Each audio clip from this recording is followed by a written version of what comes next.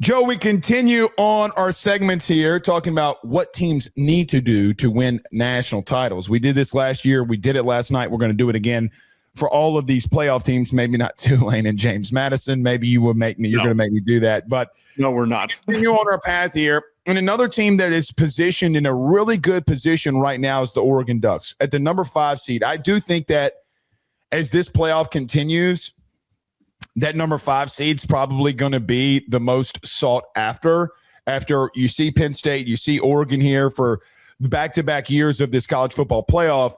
But, Joe, you look at the Oregon Ducks and you look at their chances with Dan Lanning and company to win a national title. When you preview what they got to do to get there, when you preview their path in getting there, what does Oregon need to do to win a national title? Oregon's one of those teams where their top priority for things that need to happen in order for them to win a national championship, it's almost out of their control. Mm-hmm. They're a team that they got to get healthy. They got to get healthy at wide receiver. I understand that we talked about this yesterday, that there's maybe an inkling of a chance that Evan Stewart comes back into the mix and you're able to get him on the field. That to me would be transformative.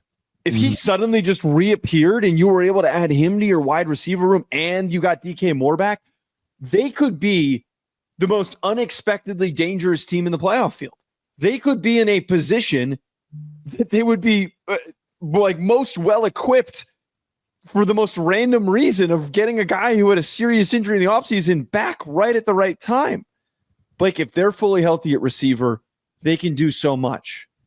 But my other side of this is I've framed looking ahead for these teams, why I'm bought into Oregon, despite that one lingering problem for them, their ability to command the line of scrimmage on offense, the ability to run down their opponents by running the rock hard, got 3 different running backs that you can turn to that all produce big plays and different body types that work in specific situations. Blake, I'm bought in on Oregon because of that.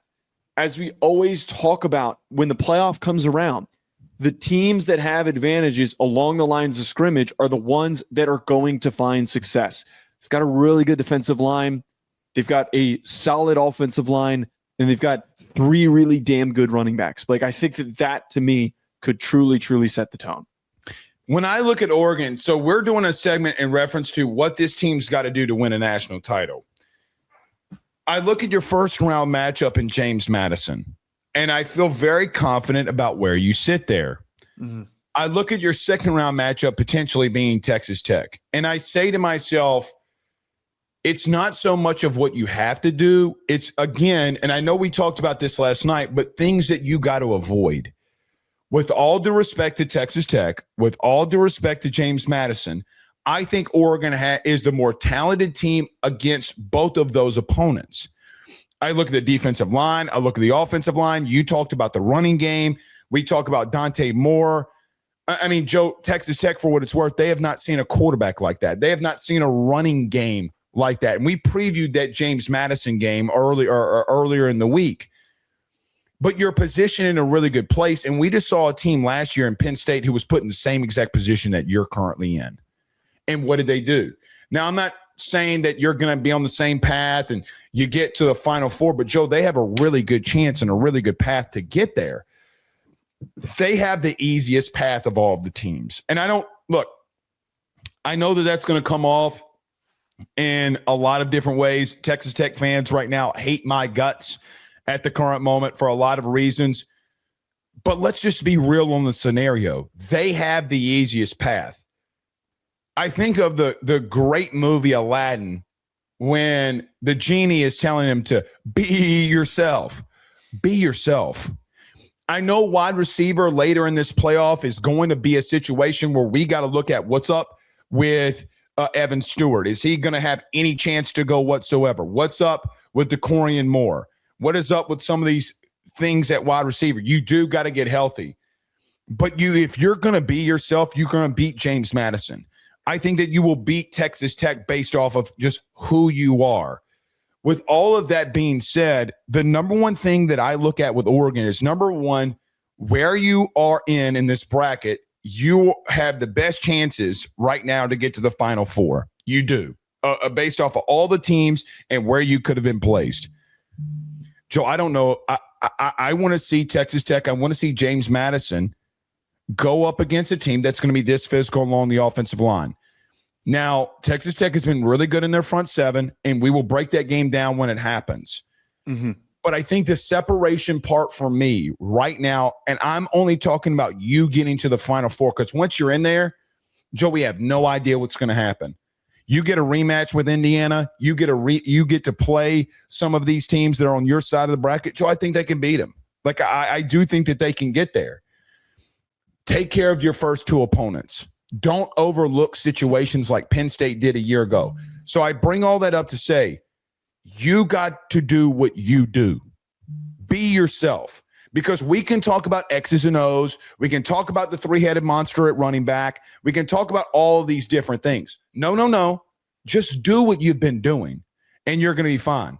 By the way, this secondary has been really good. Again, they're third in the country in passing yards allowed. If they continue, I wonder in a second rematch versus Indiana, I wonder versus James Madison, who can't throw the football. I wonder versus Texas Tech, who have they're not going to say that they didn't, but I think still has some struggles offensively. I think that they have the best path to win this thing and get a rematch potentially with Indiana to go to a national title. You just brought up the rematch there, and that's the thing that I'm most compelled by about the path that comes ahead for them. I think first of all, with Texas Tech, that's a winnable matchup because it would be the most challenging team that Texas Tech would have faced. It would be the best offensive line that Texas Tech had faced. It would be a real prove-it moment for Texas Tech, which we're going to talk about. I think it's an advantage, even though Indiana has produced one of the most impressive wins of the year by beating Ohio State last week. It is really hard to beat a good team twice. It is a cliche that we say over and over and over again on this show, and a lot of times it comes to fruition. Dan Lanning, to me, is not the type of coach that is going to lose to Indiana twice.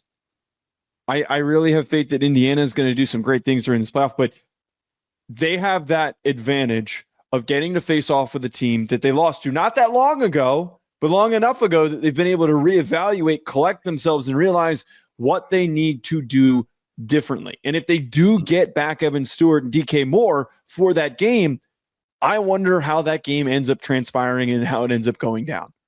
Oregon, if you can get a really solid win against Texas Tech, I think it's on the table for them to beat Indiana. And I'm not implying that it would be a blowout, but it feels like we could end up with a situation just like last year where Oregon was on the flip side of this. They got the rematch against Ohio State, and game was over in an instant because Ryan Day's team was locked in and they were ready to go. They were firing. I don't think that it would necessarily be a blowout, but we saw the difference of a rematch getting a second shot at a team and you have been locked in on getting revenge, what that does. When the margins are very, very close in a game like that, I think that translates. So that is an underlying, more ambiguous reason why Oregon could end up reaching a national title is because that Chick-fil-A matchup that they'd have, the Chick-fil-A Bowl matchup that they would have, would be an advantage of getting to see Indiana for a second time. Can you imagine Oregon having to go all the way to Atlanta? That is actually crazy. That is really crazy. That's very nuts. Well, Dan Lanning back in Georgia. Last time he was there, he got beat by 50 by Kirby Smart. Yeah. Look, you talked about something there in a potential rematch. And what separates me, look, James Madison, it's not this big of a deal. Dante Moore's the separation factor with me with Texas Tech. How much has he grown? Now, I told you this the other night. Again, I know people don't agree with me on this. I think a lot of these young quarterbacks need to come back. Ty Simpson, Dante Moore. I would even make an argument, which you're going to yell at me about, Fernando Mendoza. But a lot of these guys have come back. I've seen a lot of growth from Dante Moore. That Iowa game, holy growth. Holy growth. And I think that he's your separation factor here. So we'll see. All right. Let's move on to another team here.